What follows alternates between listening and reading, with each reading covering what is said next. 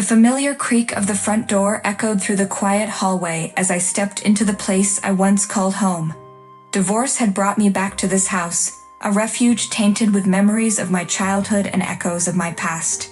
Emmy clung to my side, her small fingers interlocked with mine as we faced the uncertain journey of starting over. "Home sweet home," I murmured, forcing a smile for Amy's sake, but the weight of the words lingered in the air.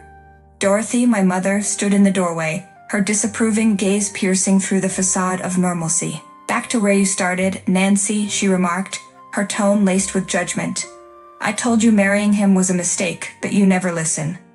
The heavy silence hung in the air, broken only by the distant hum of the refrigerator. Emmy shifted uncomfortably, her innocent eyes glancing between me and my mother. "Mommy, is Grandma mad?" Emmy whispered, her voice barely audible. "No, sweetheart," I reassured her, bending down to her level. "Grandma's just having a tough day. Let's go to our room and unpack, okay?" As we ascended the staircase, the muffled sound of my mother's disapproval followed us. I closed the bedroom door behind us, grateful for the temporary respite. Emmy flopped onto the bed, her stuffed bunny clutched tightly in her arms. "Are we gonna stay here forever, Mommy?" Emmy asked, her eyes searching mine for reassurance. I sighed, brushing a strand of hair away from her face. "No, sweetheart, not forever. Just until Mommy figures things out. We'll make this place our own, just you and me." The hours turned into unpacking boxes and rearranging furniture, but Dorothy's discontent lingered like an unwelcome guest. That evening, as I tucked Emmy into bed, the weight of the day's challenges pressed upon me. "Mommy, is Grandma gonna be nice to us?" Emmy asked, her eyes filled with innocence. I smiled, tucking a strand of Amy's hair behind her ear. "Grandma loves us in her own way, sweetie. We just need to give her some time." As I turned off the bedroom light, I couldn't shake the feeling that starting over would be more challenging than I had anticipated. Little did I know that this return home would be the beginning of a journey marked by family dynamics, unexpected alliances, and the resilience needed to build a new life. Days turned into weeks, and the walls of my childhood home seemed to close in on me. My mother's critical gaze followed my every move, but amidst the tension, Grandma Amber emerged as an unexpected source of solace. Her presence became a sanctuary, shielding me from the storm brewing within the confines of our family dynamics.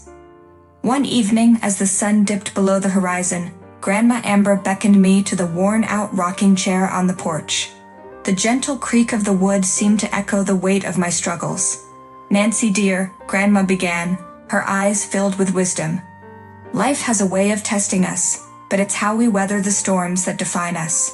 I sighed, leaning back into the chair. "Grandma, I never thought I'd end up back here, relying on my mother for support. It's not the life I envisioned." Grandma Amber reached for my hand, her touch reassuring. "Sometimes life takes unexpected turns. It's okay to lean on those who love you. And remember, dear, your choices don't define your worth." Her words lingered in the evening air, offering a balm to the wounds inflicted by my mother's criticisms. Yet Sharon, my older sister, couldn't resist voicing her dissent. "Still playing the victim, Nancy?" Sharon remarked, her tone dripping with disdain. "Maybe if you made better choices, you wouldn't need everyone's pity." Grandma Amber shot Sharon a disapproving look, her gaze unwavering. "Sharon, dear, empathy goes a long way. We all have our struggles." As weeks passed, Grandma's small gestures spoke volumes. A freshly baked pie left on the kitchen counter, a warm blanket on a chilly evening, expressions of love that transcended the familial discord. One day, as I juggled work and Amy's school schedule, Grandma Amber caught me in the hallway. "Nancy dear, you're doing a remarkable job. Don't let anyone tell you otherwise," she whispered, her eyes filled with pride. "Thanks, Grandma," I replied, my voice catching. "It means a lot to hear that." Amidst Sharon's critical glances and my mother's disapproval, Grandma's embrace became a haven of understanding. As the days turned into a rhythm of caregiving and familial tensions, I found solace in the warmth of my grandmother's love. One evening, as we sat in the living room with the soft glow of the lamp casting a warm ambience, Grandma Amber's words became a mantra of strength. "Family may not always understand your choices, dear, but remember, you are never alone." In the quiet moments with Grandma, I learned that love and acceptance could come from unexpected places, and that sometimes a grandmother's embrace held the power to heal wounds that ran deeper than the scars visible on the surface. The transition into the role of a caregiver was an unexpected turn in my life's journey. Grandma Amber's health took a nosedive, and the once lively house now echoed with the hushed tones of medical concerns. My mother and sister, initially involved in the caregiving routine, gradually distanced themselves, leaving me as the sole guardian of Grandma's well-being. One chilly morning, as I prepared Grandma's favorite oatmeal, the weight of responsibility settled on my shoulders. The aroma of cinnamon filled the kitchen, but Dorothy's disapproval lingered in the air like a silent specter. "Nancy, you're making a fuss over nothing. She's old. She'll be fine," Dorothy remarked, her voice sharp with impatience. "Mom, Grandma needs our care. We can't just ignore her," I countered, stirring the oatmeal with a mixture of frustration and determination. Sharon, passing through the kitchen, chimed in, "Nancy, you're acting like a martyr. We all have lives to live." Frustration bubbled within me, but Grandma's frail figure in the adjacent room kept me anchored. I carried the steaming bowl of oatmeal to her bedside, determined to provide the care she deserved. As days turned into weeks, the routine of caregiving became an intricate dance. From administering medications to assisting with daily activities, I became attuned to Grandma's needs. In the quiet moments, Grandma shared stories of her own challenges, offering words of wisdom that transcended the generational gap. One evening, as I helped Grandma into her favorite armchair, she took my hand. "Nancy, dear, caregiving is a journey of love and sacrifice. You're doing more for me than you'll ever know." Tears welled up in my eyes as I whispered, "I just want you to be comfortable, Grandma." Amidst the daily routines, my mother and sister continued to distance themselves. The burden of caregiving weighed heavy, but Grandma's smile, though tired, became my source of strength. "Mom, can you help me with dinner tonight?" I tentatively asked one evening, hoping for a glimmer of support. Dorothy sighed, her response dismissive. "I have my own responsibilities, Nancy. You're the one who chose this." The isolation stung, but Grandma Amber's words resonated in my heart. In caring for others, you find the true measure of your strength. As weeks passed, Grandma's recovery became a beacon of hope. The routine of caregiving softened into moments of shared laughter and quiet companionship. I cherished those evenings when Grandma and I would sit by the fireplace, sipping tea and discussing life's intricacies. However, the impending storm remained on the horizon. The fragility of life became glaringly apparent when Grandma had an unfortunate fall. As I held her trembling hand in the hospital, the realization dawned that the journey of caregiving was far from over. A truth that would shape the course of our lives in ways I could not yet fathom. The house, once filled with warmth and the echoes of shared stories, now stood in silence. Grandma Amber's unfortunate fall had left a void, one that demanded a decision about the future. As her primary caregiver, I faced the challenge of suggesting a move, an idea met with resistance from my mother and sister. "Mom, it's getting harder for Grandma to move around here. Maybe she'd be more comfortable at your place," I suggested one afternoon, desperation seeping into my voice. Dorothy, engrossed in her newspaper, barely glanced up. "She's fine where she is. We don't need the hassle of rearranging everything." Sharon, ever the critic, added her 2 cents. "Nancy, you're always making a fuss. Grandma survived just fine before you moved in." The frustration boiled within me, but I held my ground. "She's not fine, Mom. She needs more care, and I can't do it alone." Dorothy sighed, finally looking up from her newspaper. "If you're struggling, maybe you should consider hiring a nurse. I can't have her here."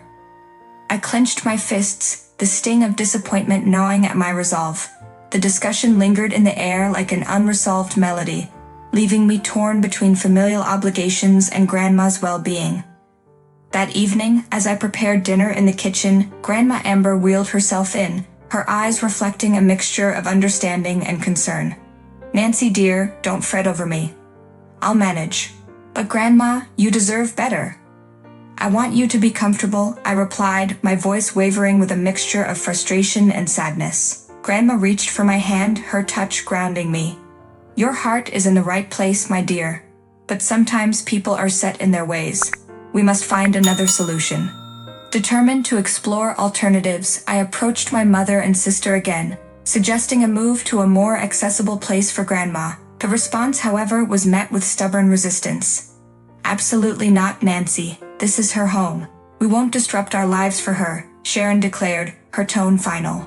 Frustration bubbled within me, but I maintained a calm exterior. "She's her grandma too, Sharon. Can't we make this work for her sake?" Dorothy chimed in, her voice firm.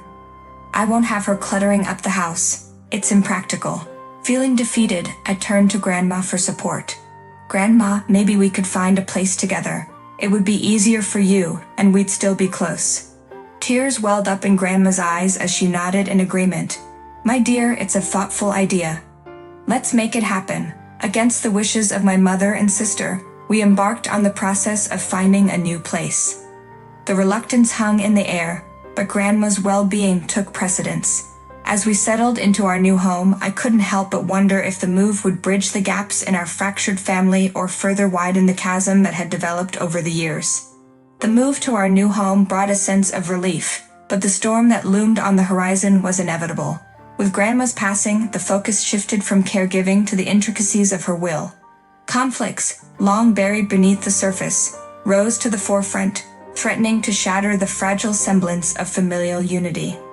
As we gathered in Grandma's living room after the funeral, a solemn tension hung in the air. The attorney, a stranger in this intimate setting, began to read Grandma's final wishes.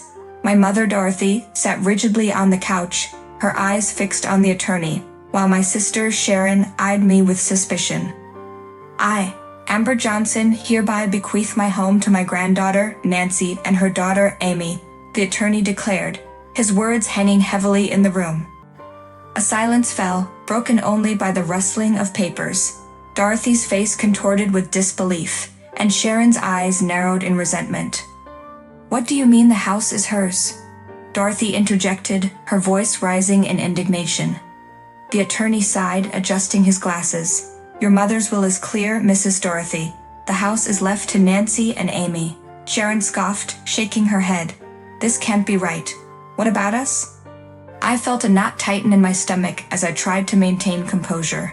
Grandma made her wishes clear. She wanted us to have a home. Dorothy's face turned red with anger. "You manipulated her, Nancy. This is outrageous." I took a deep breath, my voice steady. "I did what Grandma wanted. She made her own choices." Sharon, unable to contain her frustration, retorted. "What about us? We're family too." Tension filled the room as the attorney continued reading the will. Dorothy and Sharon exchanged accusing glares, their anger palpable. "I also leave a portion of my savings to Nancy, to ensure she can maintain the house for her and Amy," the attorney continued, further fueling the flames of resentment. Dorothy stood up abruptly, her face flushed. "This is absurd. You're taking everything for yourself." I tried to reason with them. Grandma wanted to make sure we were taken care of. "We can sell the house and split the proceeds." But Dorothy, fueled by anger and disappointment, was unreceptive. "I won't allow you to take everything. We deserve a share." As days passed, the inheritance dispute intensified. Sharon and Dorothy sought legal counsel, contesting the will with accusations of manipulation and undue influence. The family that had once weathered storms together now faced a tempest of its own making. In the midst of legal battles, hurtful accusations, and strained relationships, I clung to the memory of Grandma's love and the home she had gifted us.